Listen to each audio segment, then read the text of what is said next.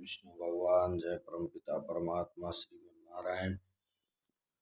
तो कल हमने शब्दवाणी का पहला पार्ट बनाया, तो आज शब्दवाणी पे कुछ विशेष बातें, शब्दवाणी विशेष बातें। श्री गुरु जम्बेश्वर भगवान की जय। तो श्री गुरु जाम्बो जी महाराज भगवान के शब्द वैदिक मंत्रों के समान पुण्य कारक तथा प्रमाण भूत हैं।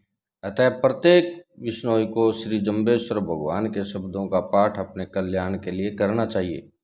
यदि हम 29 नियमों को विष्णोई धर्म का शरीर मानते हैं तो हमें शब्दों से विष्णोई धर्म का प्राण मानना चाहिए। जिस प्रकार शरीर तथा प्राण दोनों की रक्षा अत्यंत आवश्यक रहती है, उसी प्रकार विष्णोई धर्म को स्वांगपूर्ण तथा शुद्ध रूप में से मानने के लिए 29 नियम तथा शब्दवाणी अत्यंत आवश्यक है। शब्दों से हवन करते समय हमें अपना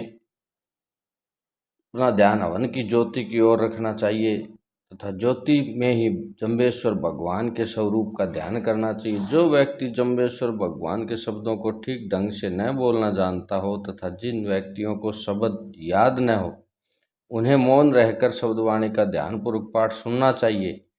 हवन के समीप बैठे हुए सभी व्यक्तियों को अपने दृष्टि ज्योति की ओर रखना चाहिए। ज्योति की ओर दृष्टि रखने से परमात्मा की शक्ति हमें प्राप्त होती है तथा मन के पाप दूर हो जाते हैं। जहाँ शब्दवाणी से पाठ हो रहा वहाँ पर किसी दूसरे विषय की बातचीत करना अथवा व्यर्थ इधर उधर देखना पाप है। शब्द वाणी का पाठ एक स्थान पर बैठे हुए सभी व्यक्तियों को एक स्वर से तथा मिलकर करना चाहिए। शब्दवाणी के प्रारंभ में ओम शब्द का उच्चारण करना चाहिए तथा अंत में ओम स्वाहा अथवा केवल स्वाहा शब्द का उच्चारण कर अग्नि में आहुति देनी चाहिए।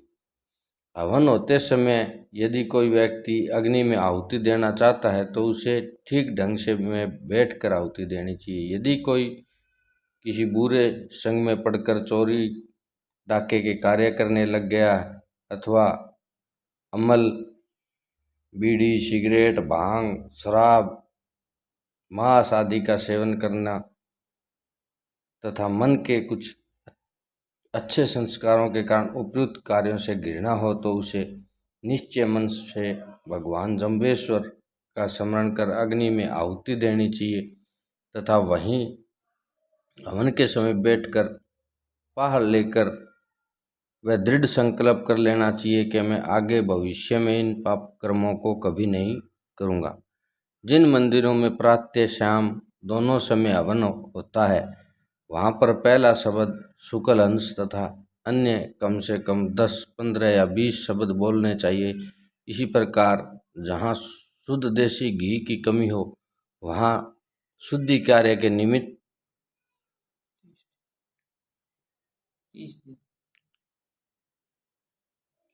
30 दिन सूतक का हवन हो अथवा मृत्यु उपरांत का हवन हो, प्राय इतने ही शब्द बोलने चाहिए। विशेष उत्सव, मेला, अमावस के दिन 120 शब्दों से हवन करना चाहिए अथवा उस दिन भी शुक्ल अंश शब्द को सब शब्द बोलने के उपरांत बोलना चाहिए। शुक्ल अंश बोलने के उपरांत पहल कर लेना चाहिए। जिस प्रकार वेदों में कर्म कांड, उपासना कांड, ज्ञान कांड के भेद से मंत्रों के 3 विभाग किए हैं, उसी प्रकार शब्दवाणी में भी 3 प्रकार के शब्द हैं। हमें शब्दवाणी के द्वारा शुभ कर्म करने तथा अशुभ कर्म छोड़ने के उपदेश मिलते हैं। प्रकाश स्वरूप श्री विष्णु भगवान का अनन्य मन से स्मरण करेंगे तो अवश्य विष्णु स्वरूप होकर मुक्ति को प्राप्त होंगे। यह संसार नाशवान तथा क्षणभंगुर है, अतः इससे किसी प्रकार का मोह, ममता, राग, द्वेष आदि न करें। श्री जम्बेश्वर भगवान की शब्दवाणी को पूर्णतया पालन करने से हम अपना तथा जीव मात्र का कल्याण कर सकते हैं।